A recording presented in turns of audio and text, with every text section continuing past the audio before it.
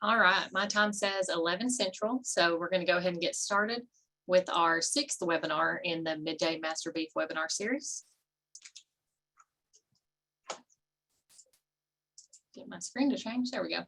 As just a reminder, if you have any speaker related questions, please ask them in the Q&A and we'll save them and ask Steve at the end. We will not have any poll questions today, so I'm going to skip right through this. And I'm going to turn it over to you, Dr. Higgins. Dr. Higgins is joining us from the University of Kentucky. So very excited for your presentation today. It's always a good one. I will stop sharing so you can share. Okay. Okay, we got the right one up? Perfect. Okay, here we go. I'm calling this presentation basically Engineering Economics. That might not be the right title, but that's the one we're going with. Before we get started, this is basically on simplifying winter feeding, okay? But in order to do that, we need to get on the same page, okay? So normally what I do is I get this to work. Uh-oh. Here we go. Okay, so this is basically 3 bats basically hanging from upside down in a cage, okay? You look at that photo and there it is. But what you can do is basically turn that photo 180 degrees, turn it upside down, and it looks completely different to me. It looks like they're dancing to a jig, they're sparring or whatever, but basically it is a different image than what I'm seeing right here. This to me is about perspective, okay? It's just changing your perspective to look at something you normally look at, looking at it a different way. This right here, I need you to read this sentence for me real quick. Now, count how many letter F's are in this sentence. Most people are going to get 3. Some people are going to get 2. Some people are going to get 4. The point is there's 6 in there. They were there the whole time. So with that said, basically, I subscribe to this philosophy that 95% of what we see every day is invisible to us. And I am hoping that by the time we get down to the end of this presentation, the next time you see your farm, you're going to look at it with a different pair of eyes and you're going to see things that you haven't seen before. So with that said, let's get into it. This right here is some images of what's called the Eden Shell Farm, which is a farm that the University of Kentucky controlled for 50 years until we got rid of it and we turned it over to the Kentucky Cattlemen's Association for them to manage. This is an existing winter feeding area that we used. And basically the siding of this particular farm, it's on ridges with slopes that break off into 20 and 30%. And so basically most of the farming is basically done on these ridge tops. So this is feeding up on a ridge top and basically you got soil and manure flowing down the hill. We've got our side of the fence that we have rutted up pretty good with basically bringing a vehicle through there to put concentrated diets in these portable bunkers. You go to the other side of the fence and we have lost a foot of soil on the cattle side of the fence. And that soil is not down at the bottom of the hill. It is gone. It is in the Mississippi River. It is down in the Gulf of Mexico by now. So I go to this particular site, this same site, and basically what I want to do is create a functional design where basically I don't want to go into the field. I don't want to have to get off and dismount a tractor, open up a gate, drive through the gate, get off the tractor again, close the gate, worry about escapes, and then figure out where I'm going to put this roll bale because I've already torn up the field and where am I supposed to go? And then by the time I get to where I need to be and I pull off the net wrap, I'm trying not to dump a roll bale on top of a cow's head, and I'm trying not to back over a calf. So with this design right here, these are basically what I call fence line feeders or cubbies, which are basically put in the fence line off an existing road. And these are 2 roll bale cubbies because I don't have enough room for any room on this ridge. And so I've got several models right here. This is the Cadillac model right here. It's got a roof on it. It's all concrete throughout. Where the roll bales go is on what I call a feed table, where it is on a concrete pad that is raised 6 inches above where the cattle stand. And it's got the metal feed panels and it's the Cadillac model. And then where the cattle stand, I mean, it's a 10-foot piece of concrete because I want to get the whole animal on a secure surface so that they don't end up rutting it out. This is the next version that basically doesn't have the roof. Don't give me a hard time about that gate in the back not being plumb. We just took the picture at the wrong time. This is a wood model that we've got. If you're going to do a wood model like this, I cannot stress enough how the hardware that you use needs to be substantial. Basically construction lag bolts, basically, because I cannot stand going to a farm and seeing these boards pulled off and basically the boards laying on the ground with the nails pointing up. It's not an acceptable practice. This one right here is basically done all in gravel, but where the cattle are standing, there's basically a plastic grid that's been recessed down in the ground, and the gravel's been filled into that plastic, which means that when you come in to scrape these areas off, you're not hauling away any rock because you can't go past the plastic.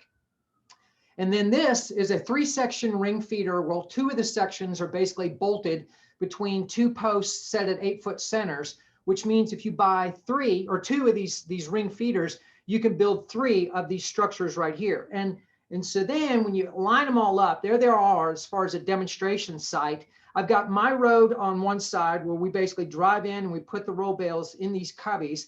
On the cattle side, then basically it's all what we call all-weather surfaces, whether it's geotextile fabric and rock, whether it's the plastic grid and the rock, or whether it's concrete, which is essentially indestructible. All of those are all-weather surfaces. You look at it the other side, we got it lined up again, and we separated these structures by 20 feet, which allows us to put in 2 10-foot feed panels on the roadside, which allows us to use the same hardened area to feed concentrated diets along the same area. Now, the added benefits of doing this is when you drive by to check on the cattle, this is where they are. You don't have to go in the field and search and hunt for them or go down in the bottoms or whatever. They're in this particular area getting some food, and then they're going to leave.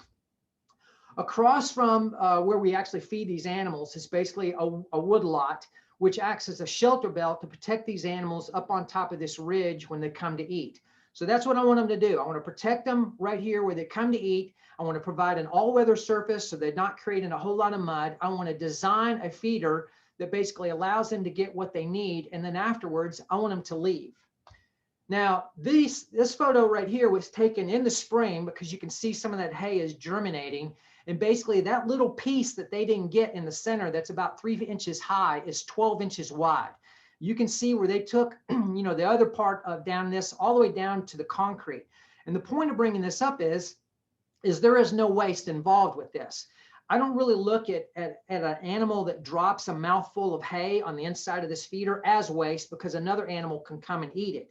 Conversely, if they drop it on the outside of the feeder, they won't look at it twice.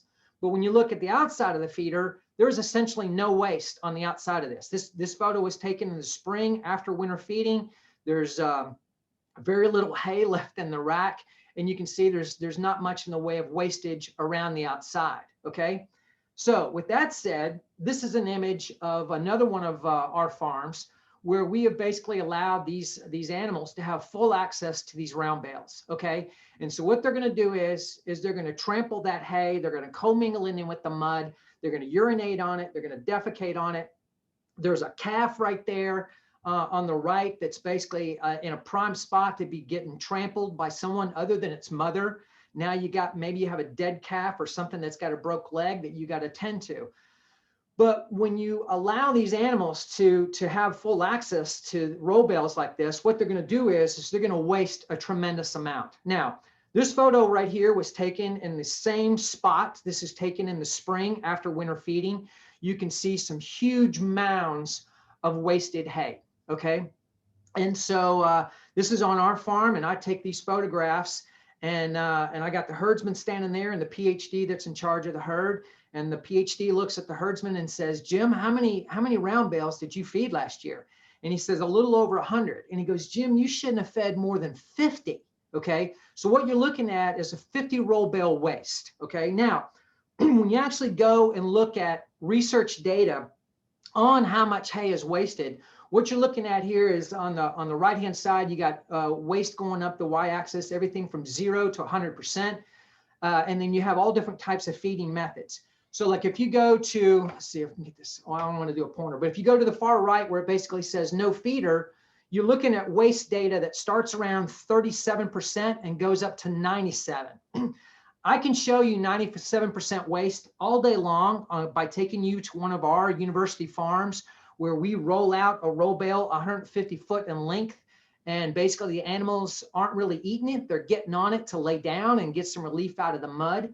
They will eat some of it, but though it's basically bedding and eating. So I call that bed and breakfast feeding, okay? But on average, that square right there, you're looking at about, let's see if we can get this pointer going.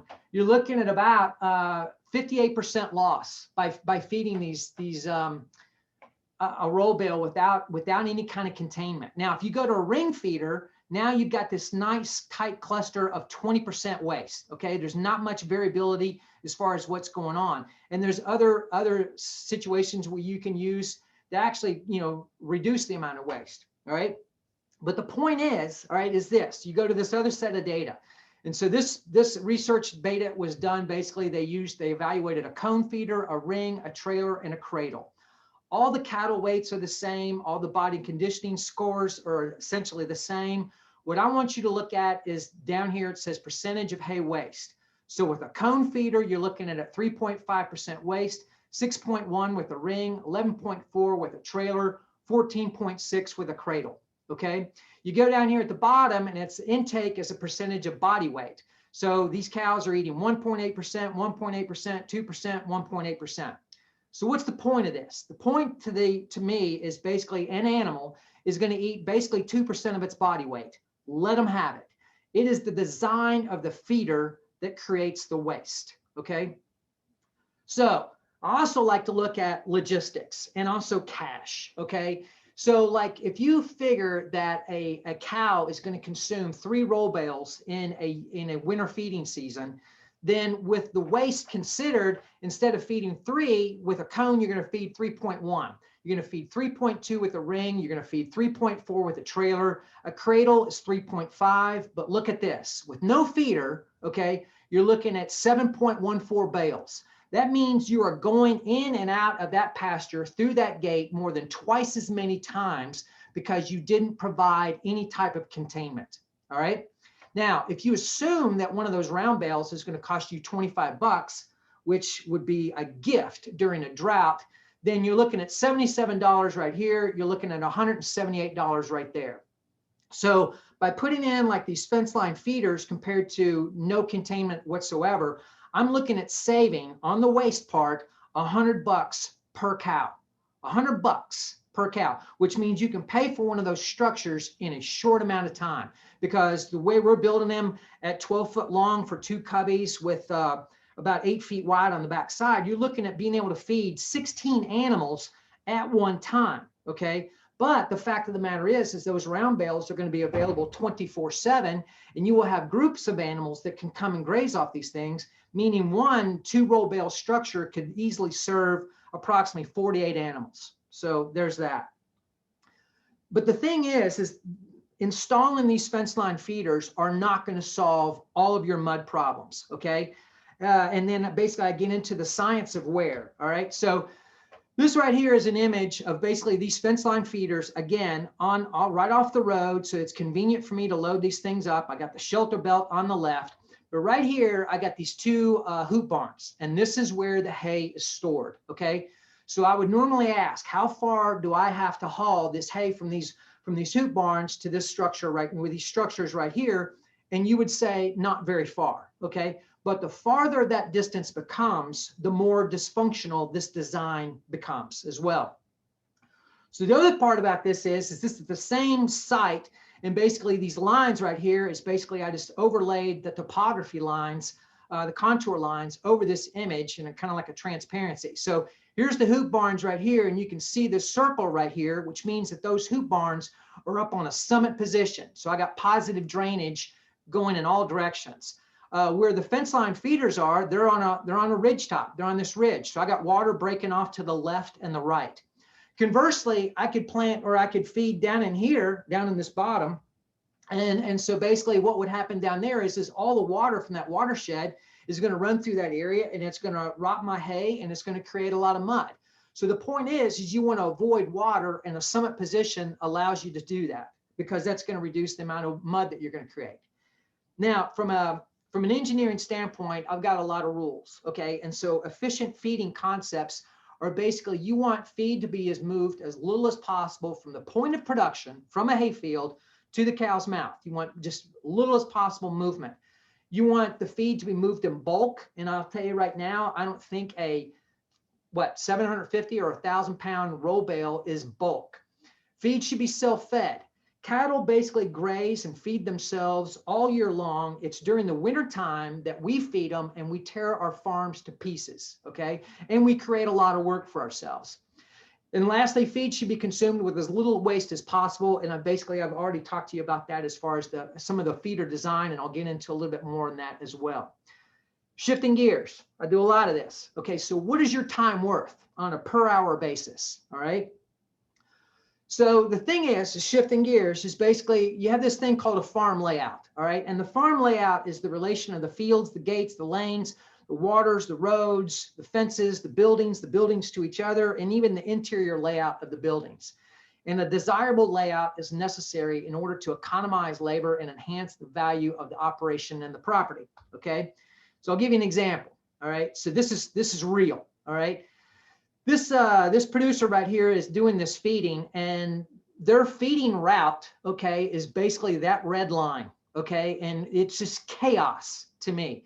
But what's really crazy about this is in the center, it says right here, it says, repeat this 8 times, okay?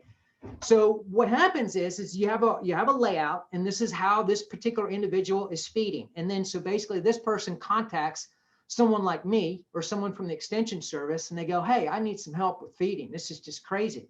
And so they take the same farm, the same layout, and they're like, look, let's do something different. And what they do is basically what they've done is basically they're doing fence line feeding. And this term hardcore right here just means an all-weather surface. So now they're doing fence line feeding, and the route that they take has been reduced significantly, okay? Now, the problem is that farm layouts and infrastructure are often given too little or no consideration, which usually results in an arrangement that is neither simplistic or systematic for labor efficiency or livestock production. Let me give you another example, all right?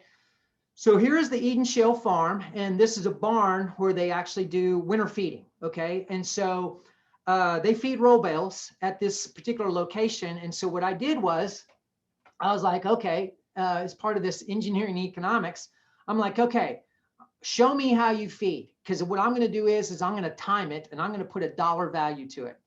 So what I've done is, if I can get this to start, is I got them, they're going to get on a tractor and a roll bale. So here it is. But what I'm going to get them to do is right now, when it passes that post, I started a stopwatch. Okay.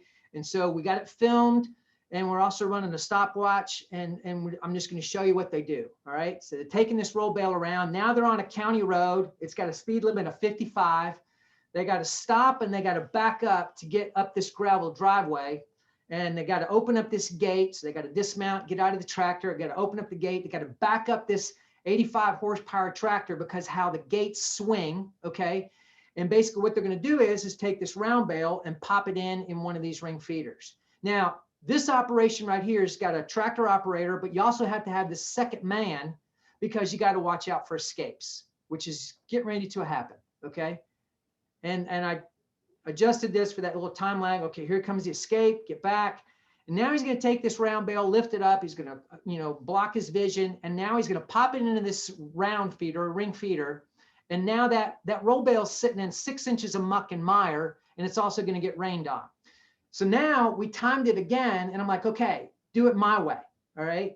So he's driving around. He's got this round bale, and he's going basically on the same route. And then right here, he gets on this artifact of a gravel road, which we haven't used in like millennial. Okay. And what I did was I went into the side of this perfectly good siding, metal siding barn, and I cut these squares in it.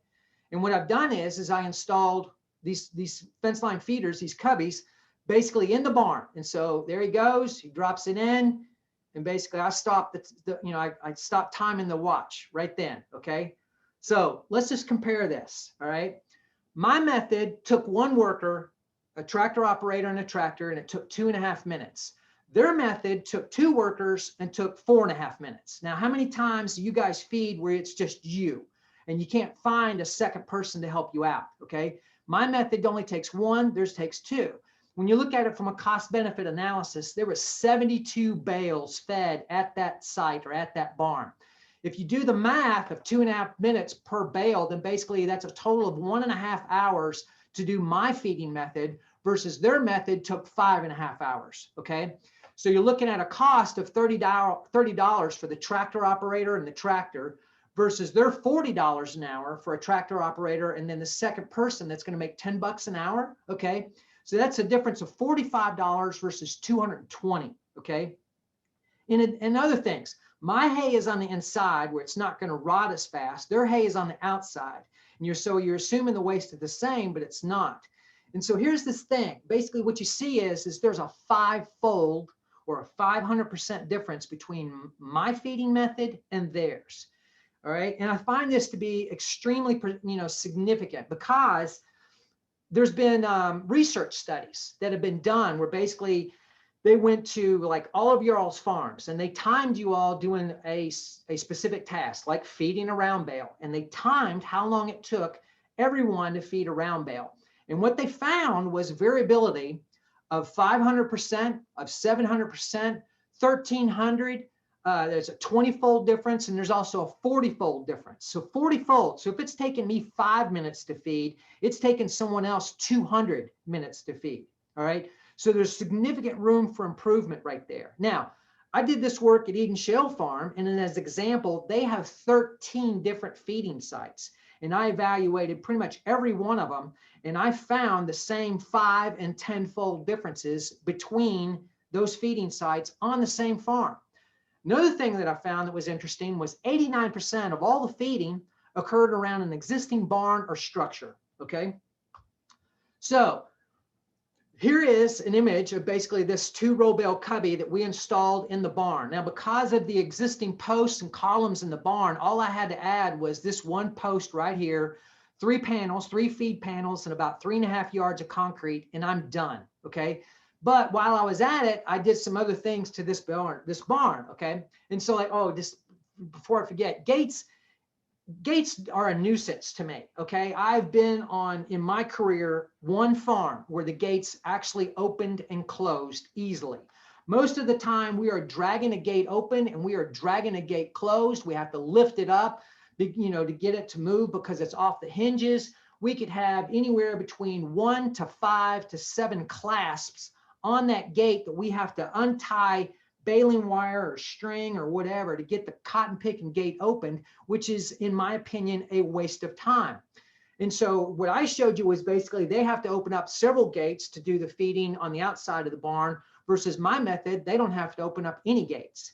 I have been on some farms where they have opened up anywhere between 4 to 20 gates just to feed 4 round bales, which is, again, a poor layout, in my opinion.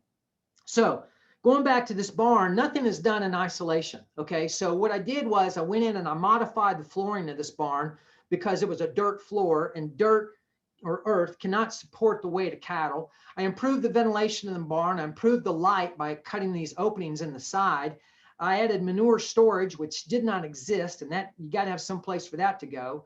We added shade structures to the outside lots, and there was already a handling facility that was pre-existing.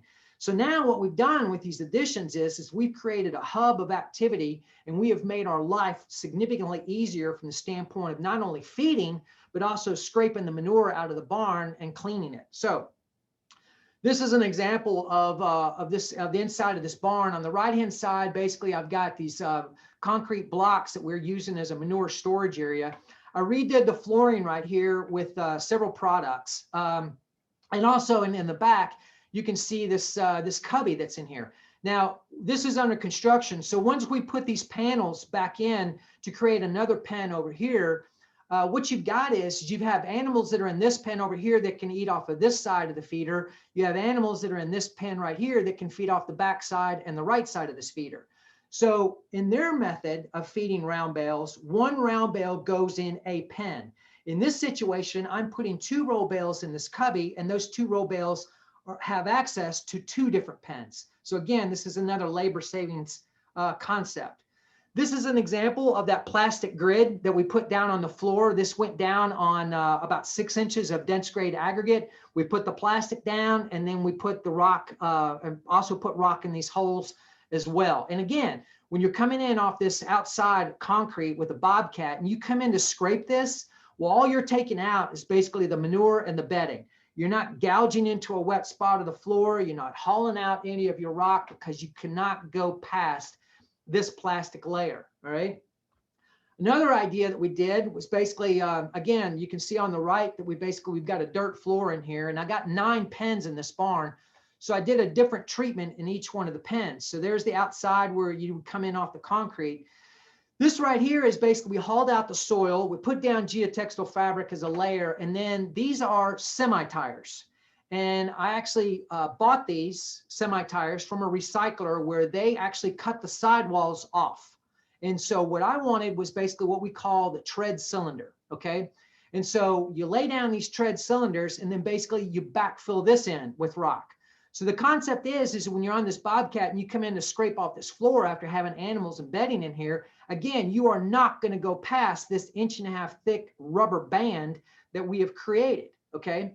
Another thing about this design of this flooring is one, it's cheap, and it'll extend the normal lifespan of a regular heavy traffic pad significantly. I mean, I only get about maybe 5 to 7 years of use out of a heavy traffic pad before I got to redo it because we've hauled off too much rock, we've gotten depressions, and so on and so forth. But see, the concept with this is let me give you an analogy. You're in your truck and you're driving down the interstate. I-40, 65, 75, whatever. Typically, your tires are going to be sitting in 2 troughs running down that highway. And if you actually look at that highway, what you also see is basically the pavement is actually creeped up around those troughs. So what is going on there is the weight of the vehicles running down the highway is basically created lateral pressure, which is basically push that rock out to the left and the right, and it'll actually heave up and creep up. When you place rock in these tire cylinders, there is no lateral pressure because there's nowhere for it to go because that rock is contained within that rubber cylinder, okay? So there's that. So as great of a design and what we've done to that barn, as great as that is, okay, it's not perfect because basically here's that barn right here, and here's this little red dot where I started my stopwatch, okay? But here's where the hay is stored at these 2 hoop barns. So I'm not counting the 10 minutes it takes to drive back and forth from this barn, okay? So this is not really a good enough design for me, all right? Another thing to point out again, here's the barn where I did the timing. That's where the hoop barns are, or that's where the hay is stored, centrally stored. Well, here's one of the hay fields circled in this blue down in the bottoms. So basically they've got to haul their hay from this point of production up this farm road, get on this highway, come down over here and place all this hay in these hoop barns. The problem with this is that in moving this hay from the bottoms to here, they are passing up or driving by 6 feeding sites, meaning they'll have to take this hay from where it is and backtrack to those areas to refeed, okay? So that's not good enough for me, all right? So again, we're gonna shift gears, and here is a better design, okay? And before I get into this, I want you to think, what is a purpose of a building on your property? What do you use buildings for, okay? And to me, basically the answer is it's storage. It's basically, it's just junk storage. And storing stuff on the ground like this is basically the most inefficient way of storing anything, okay? Now, the Eden Shale Farm has got an old tobacco/livestock barn that also on the inside of it is basically it's junk storage. And a lot of this is my junk, okay? But it had a concrete floor on the inside of this barn. And so I'm looking at this and I'm like, there's a project here. We need to leverage this barn that you're not using effectively and this concrete, that's in here. So even though that barn was built for, storing and processing tobacco and whatever else they used it for back in the day, structures can be reprogrammed. They can be repurposed. So in this case, what we did was basically we used it for storage of round bales, to put them in there to basically not let them rot by sitting them outside. And I actually made a mistake on this, because basically what I've done is I've stacked these things too high, and I shouldn't have done that, because what I've done is basically, and here's the end of it, is basically what this is designed is I've got these round bales in here that I'm storing, okay, in this barn that let's say it's 50 feet deep. Well, what's going to happen is basically in the wintertime, these cows are basically going to stick their head through this feed barrier, and they're going to start eating these round bales. And as they eat these round bales, what's going to happen is this feed barrier is basically on rails, okay? So as they eat, basically this feed barrier is just going to travel all the way down, and these animals are going to feed themselves. So I'm storing 32 round bales in this barn, and I don't have to fire up a tractor for a month, okay? Now, the problem is I stacked them too high, and I was trying to take up this void right here that we had in the center. Hopefully, because we stored these roll bales in here in June. We peeled off the strings in June. We stacked them in here. And hopefully I was thinking that basically this roll bale was going to drop down in this little crevasse with gravity, and I was going to have more volume.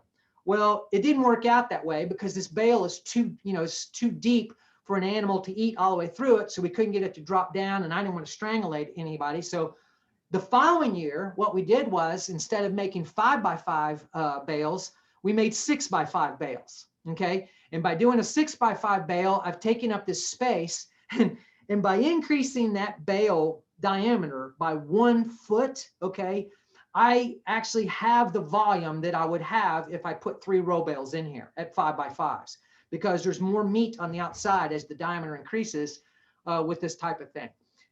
And also here again, looking on the ground, you can see basically I've got a tire cylinder flooring in here as well. So these animals are coming in, and they're approaching this barn basically from the south side. So I got southern exposure, southern sun. So this soil heavy traffic pad should be stiffer, drier, and thaw out faster than having it on the north side, which is always going to be in the shade. All right. So talking points about this, basically the hay is on the inside. So you're going to reduce your spoilage. I got continuous flow of 32 roll bales and that's continuous flow versus what I call batch flow. Batch flow is going to get a roll bale right now and feeding it, and 2 days later you go and get another one. You're just hauling a batch. Whereas continuously is basically I'm feeding 32 roll bales without firing up a tractor. Also by going with a 6x5 roll bale versus a 5x5, I reduced the number of trips coming out of the hayfield by 25% because I'm hauling more volume, okay? Now, the width between the columns that I use to install this rail is 13 feet. If you allow 2 feet per animal, I can only have about 6 or 7 animals feeding off this structure at one time. But again, there's a rule of thumb, because this is free choice feed, means that I can multiply that number by 3, which means I can feed around 21 animals in a herd, without any issues with aggravation and aggression, because they don't have enough room to eat. As far as how much this cost, I actually installed that feed barrier and put in those rails for around $3,500. Okay. And let's see what I got. All right. So now we're shifting gears again. Okay. So let's just evaluate some stuff. Somebody did a research study back in 77 or 97, 98 about minimizing losses in hay storage and feeding. So let's unpack this. All right. So if you build a conventional shed, okay, someplace to store your hay with a roof, okay, you're looking at a dry matter loss of 5%. The cost of the system is around $10.27. You're looking at a lifespan around 20 years, okay? Conversely, I can stack this roll bale out on the ground outside, okay? And I'm looking at a cost of around $1.58, okay? And most people are going to look at this and go, well, I can store it for $10.27 or I can store it for $1.58. I'm going to store it for $1.58, okay? But storing it out outside is basically a 1-year practice. That is what you're doing year after year after year. And you also have a significant amount of waste that's associated with this. So they're looking at a dry matter loss of storing a roll bale on the ground at 30%. I would argue with that and say it's probably higher. The net BRAP on the ground at 23 is probably too high. but let's don't argue about numbers. It's just a concept we want to get across. So if that roll bale is worth $40, okay, with storing it in a shed, I'm going to waste basically $2 to waste or spoilage, versus storing it out on the side, outside, I'm wasting $12 of that $40. So when you look at the total cost, to put it in a barn is going to cost me $12.27. To store it outside year after year after year is $13.58. Okay. Now, it gave a lifespan of that structure of 20 years. Okay. The barn that I installed that feeder in, okay, is pegged, built with pegs. I can't even imagine how old that thing is. So you can squeeze some life out of this stuff. All right. So again, looking at round bales, if you're storing them with basically strings and you're storing them outside, you're basically going to waste about 42% of the volume of that. So basically the outer 6 inches, you're going to rot, and about 12 inches off the bottom. Okay. And that's just a significant amount of waste, but it also depends on where was this hay stored. So basically this hay is stored in a floodplain. You can see the sycamores, there's a creek running back in through here. And I mean, we got what, 3 inches the other night. We got 4 inches a couple of weeks ago in 2 days. So there's a lot of flooding potential. There's a lot of wasted hay or spoilage that could occur from these round bales getting wet. All right. So I use that perspective of flipping that image of those bats upside down. I use maps a lot to show me perspective and connections and relationships and so on and so forth. So this barn right here that I renovated with that self feeder is located right here in field 66. Field 66 is an endophyte free hayfield that we spent a lot of time on and a lot of money establishing. We do not want to make a winter feeding area out of an endophyte free hayfield. But what I did was I added these 2 yellow bars, which is basically fencing, to cleave off like this little 1 acre lobe right here, to create this hub for winter feeding these animals and to keep them off this hayfield. Field 65 right here is our traditional winter feeding area that we just tear all to pieces, and I'll show you that in a second. But what this allows us to do is split the herd between 65 and 66 to feed some of the animals over here and to feed some of the animals over here with this self feeder. Now, this is where it gets really good. This is our hayfield. So we bale the hay from this field, we move it once, and we put it in this barn, and we peel off the strings at that time. And when we pack this barn with hay in June, it is now ready to feed in January. We don't have to do anything else. And we've got 32 roll bales that they can feed themselves continuously. Okay.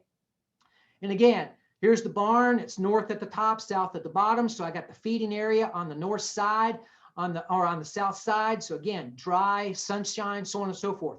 On the north side is completely open. So if I needed to reload this structure to feed additional animals and have more roll bales in there, I can do it without opening up any gates, which is one of the rules of establishing gates on a farm, is that you should not have to open up a gate to get to a barn. And that this does this. So again, I added in this little red lines here of 300 feet of fencing.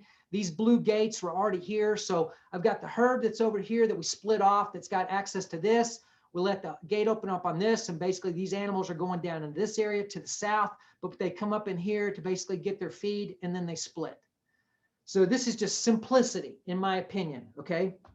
So whatever you think a building is for on your property, to me, a building, when considered as a static structure, can serve only as a shelter or as a storage space, whereas its real value is measured in terms of what it contributes to an operation's capacity through planned arrangement, control of the environment, facilities for storage and conditioning, management, sanitation, and saving labor.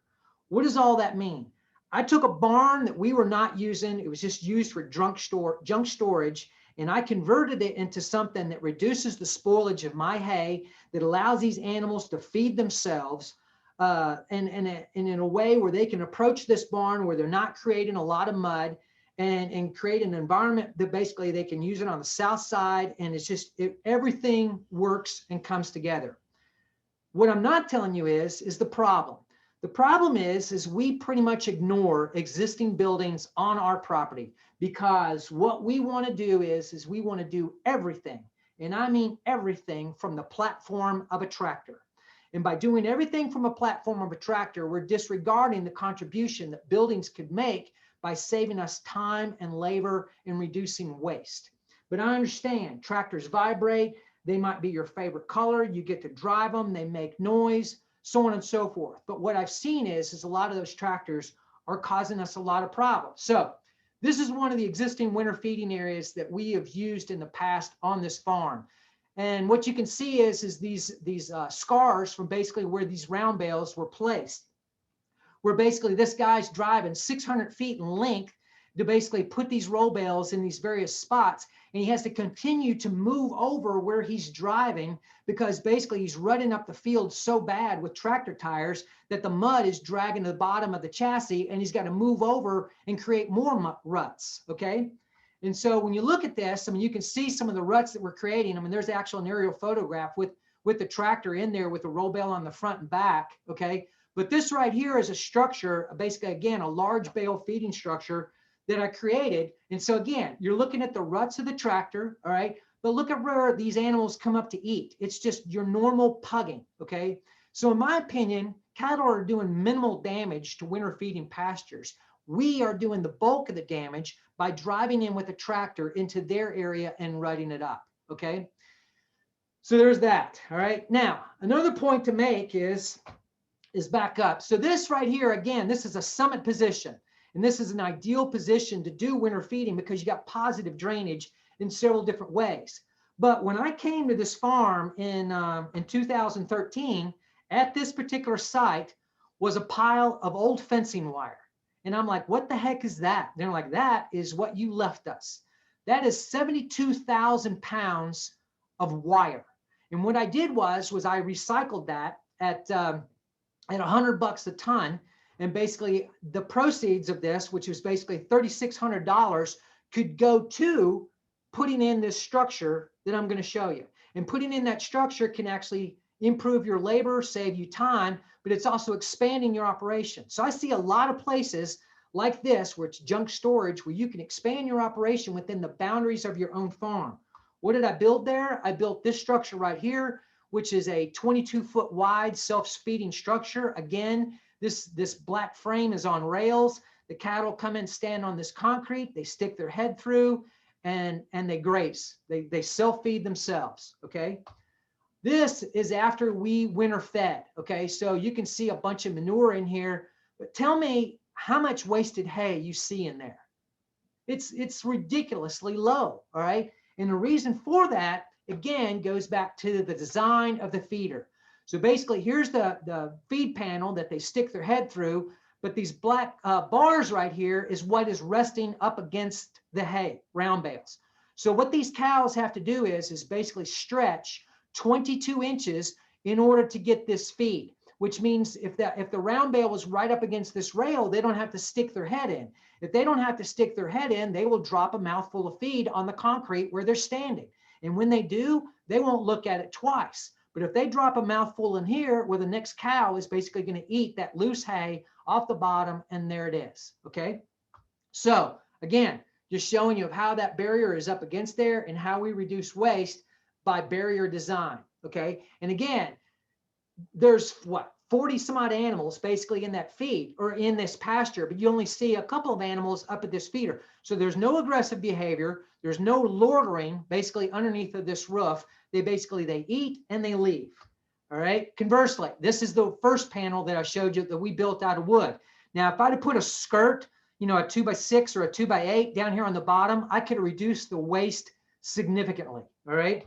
Case in point, these blue panels that I bought, I had to put a galvanized sheet across the bottom to reduce the waste, which it should have already come that way. But anyway, it's just another story. And then this is again, this is our farm.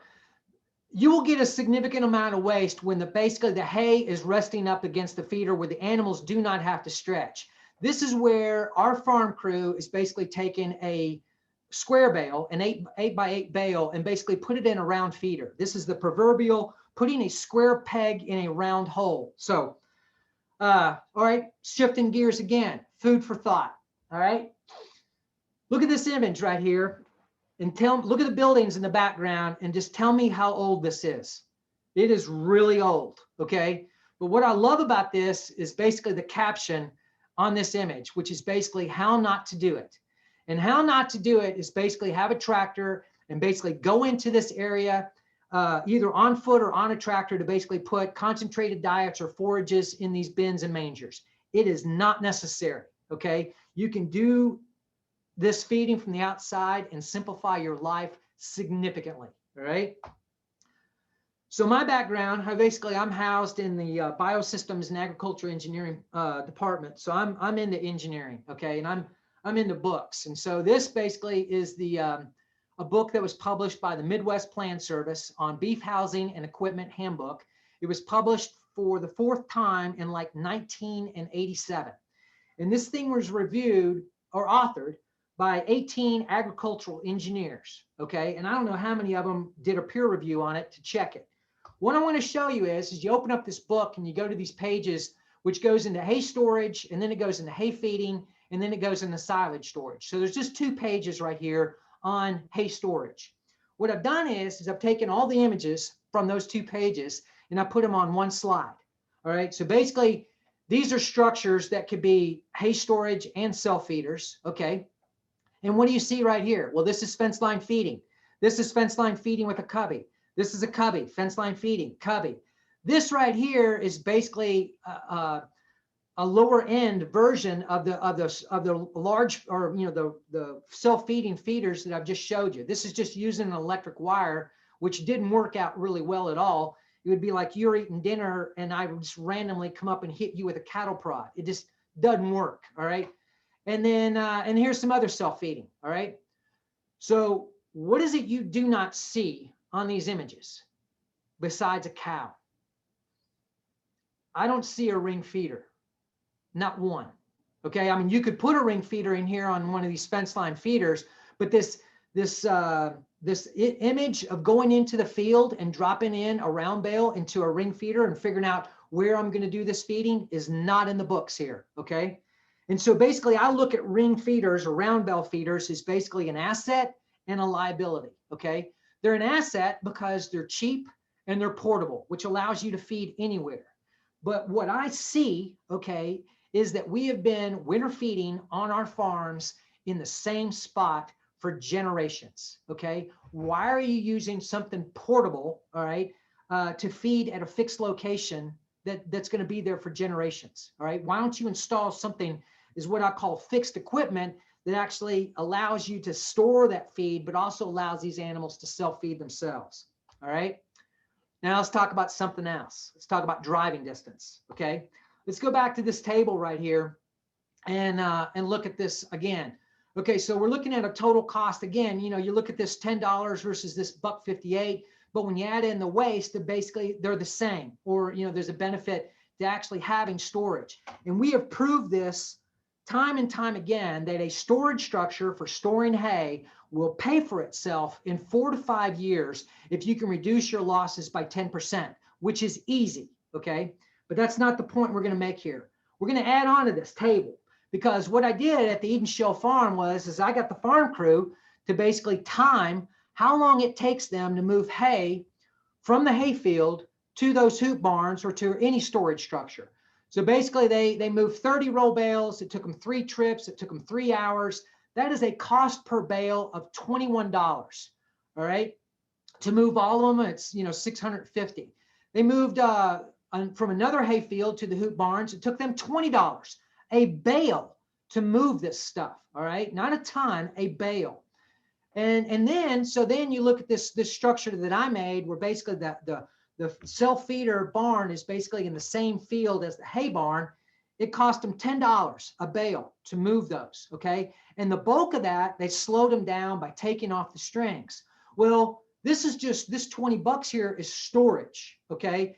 To go and winter feed these bales again, you're going to spend another $20 per bale backtracking to take them back to where they're going to be fed. But then you're going to have to take off the strings or the net wrap. And so that's going to be added on there. In addition to taking off this net wrap and stuff, now you're going to fill up your dumpster with piles of net wrap, okay? But $10 per bale, okay? So if you go to this, we add on to this table, all right? And so if you add in that driving time, okay, and this is all this stuff is done on a ton basis. So instead of $10, it's $20 per ton. So now this cost of feeding in this barn is $32 a ton, okay, versus basically putting it where they use basically the hoop barns, we're looking at $90 a ton. I mean, look at the differences here, okay? Here again, when the University of Kentucky managed this farm, here's the hoop barns, okay? And someone would have to get a tractor and they would have to drive to these hoop barns. And now you're going to stab a couple bales and you're going to drive down this gravel road. You're going to get on this 55-mile-an-hour highway right here. You're going to get up to this intersection and you're going to make a left-hand turn in front of a blind curve. You're going to go down the road, 55-mile-an-hour road on a tractor with round bales. Now you're going to make another left-hand turn in front of another blind curve. You're going to drive this whole distance to get down to this red dot, and that's where you're going to feed, okay? And that's where they did. That's where they did some of their feeding. That's a 1.7 miles driving one way, 0.7 miles of it was on a 55-mile-an-hour highway, and they had to open up several gates, all right? And so I know why they had to do this, because basically where this dot is basically it's the confluence of three creeks that come together. And so these three fields that basically red, white, and blue that did not have any water in them would have water in them in the wintertime. And so they just opened up all the gates and they did the feeding down there, okay? And I'm like, guys, what are you doing? What are you thinking here? You know, I mean, why? I mean, look what you're doing. And they're like, yeah, what are you thinking? And they're like, Stevie, before you started working here, we didn't think about any of this stuff. Now that we are thinking about it, we would really like for you to go get a job someplace else, okay? Because guys like to drive their tractors, okay? And it's like a therapy thing for them. And I kind of get it. And I'm not saying you don't get to drive your tractor. Just think about laying out your farm so that you don't have to drive so much, okay? And if you're one of those folks that basically uses tractor driving as therapy, I can tell you without hesitation, it would be cheaper to hire a therapist, okay? Because the methods that I've shown you are going to reduce your machine time, your operating time, your labor time. In addition, not going into these fields, you're not going to be packing mud past of, axle seals. You're not going to be wrapping net wrap around the axle. And now you've got a huge maintenance bill for basically working on a tractor that you don't need to work on if you were doing everything basically off of hardened or paved surfaces, okay? And so here's another example. We set up this maternity barn with a center alleyway feeder right here. And so what you've got with this situation is that these animals can get around all three sides of this structure to eat, and it's on concrete, all right? So I can feed three different herds because of where I have my gates located and where this is located. I can have three different groups of animals coming up to this one structure. But I can also, because wait, there's more. I can open up this gate and it jams into that post. That gate jams into the next post. And so now I can feed the animals in here off the same structure while still allowing these animals to eat on the other sides, okay? And then I got them to actually modify their practices where the round bales are actually stored in the barn right there. And all you got to do is drive from here to there, which again is not very far to do this feeding, okay? And so there's a lot of potential for improvement by just looking at what we do on our farm, okay? Now, I'm going to shift gears a little bit. I love to look at what other industry does, and I like to compare that to what we do in agriculture, okay? So basically what you've got here is you got a mining site and you got a wheel loader that's basically going to go to this face right here, and it's going to scoop up some material and put it in this dump truck, okay? And so the concept here, what they want to do, go turn this off, hang on. What these operators want to do is basically park this dump truck, all right, off this face, so that this loader doesn't have to move more than 1.5 rotations of that tire to load that truck and do a 3-point turn and basically get some more, okay? So when you're looking at an 8-foot tire like this, all they're doing is basically traveling 40 feet to load up this loader, okay? Now, when you compare this to agriculture, We will put a roll bale on the front of a tractor and drive for miles on our farm before we feed it. We will take a roll bale from the point of production in a hayfield and probably move it 6 times before, pick it up and move it 6 times before it actually gets fed, and drive, I don't know how many miles in doing that. I've been on some farms where they've driven 10 miles with one round bale from the point of production to the point they feeded it. Now, when you go back in history and look at what we used to do, we had covered shelter areas, shelter belts for animals on paved surfaces. And looky here, we've got ourselves a self-feeder, okay? Another image from back in the day. You got a self-feeder, you got an area right here for animals. You get to count them, you get to check them, and it makes your life easier, all right? So the take-home points from this is I think you should move away from this centralized storage site of where you store your hay, okay? I got a lot of people that go, I hear these conversations. I pulled in 160 roll bales out of that field, and they're so proud of themselves. Well, what did you do with it? How did you store it? How far did you have to drive? Where did you feed it? So you want to move away from centralized storage sites and actually store your hay where it actually gets fed, okay? And you want to arrange hay production and feeding as one activity. Don't look at this as, all right, we're baling hay. Think about how this hay is going to go from point of production to the cow's mouth with minimal movements, okay? Store hay near feeding sites to reduce driving distances. Use existing infrastructure by repurposing old buildings that you're not utilizing to get more use out of them, so they're making a productive contribution to your operation. And you want to save time and money through simplicity and elimination. Eliminate all that driving. Eliminate opening multiple gates. Eliminate wasted motion. And that's all I got for y'all. All right, Steve. Well, that's good stuff as always, and enjoyed it, and appreciate you being willing to connect with us again today and do some charity work or mission work, whatever you want to call it down here in Tennessee. So My pleasure. yeah. Have several questions here in the chat and several in the Q&A. So I'll just kind of go down through here and ask you a few of those. We've got just a handful of minutes, but we'll try to address a few of these. Okay. Had one came in when you're talking about tractor paths and ruts and stuff, specifically here this one to the barn, and suggested maybe just doing 2 concrete paths, like I'm sure you've seen that before. Basically, just wheel paths that are concreted, not an entire swath. Right. Through a barn and I think the indication here is they think it would keep the wheel ruts from coming in place, and also set the level for the bucket when they're cleaning out. So they're talking about pins here. Is that something you've seen, or just kind of imagine in your head, think it might work?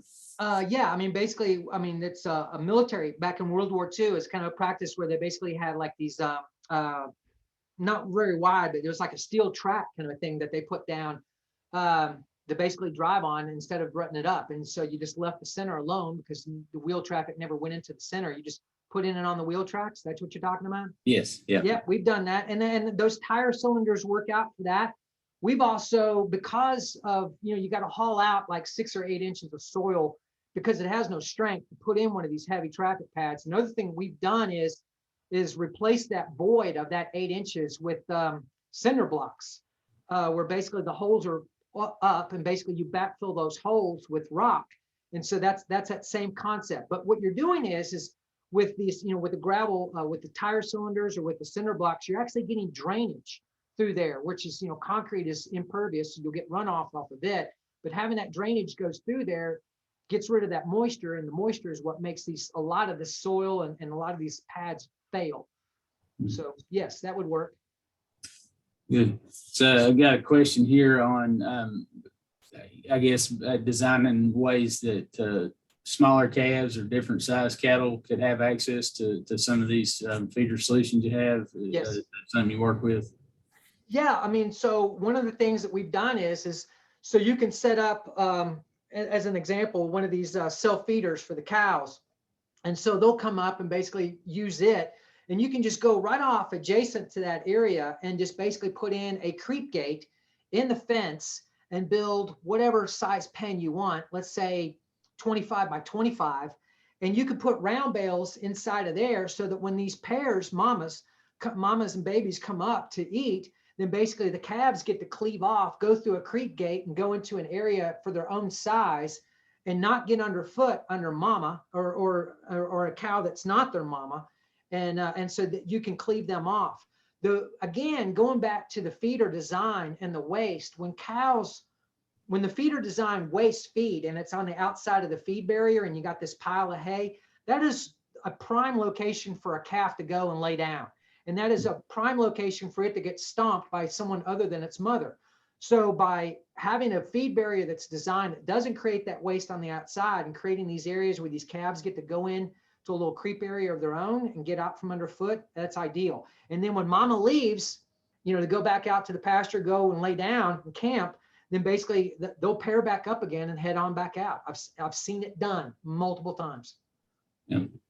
Good deal. Well, Steve, that brings us right to the top of the hour.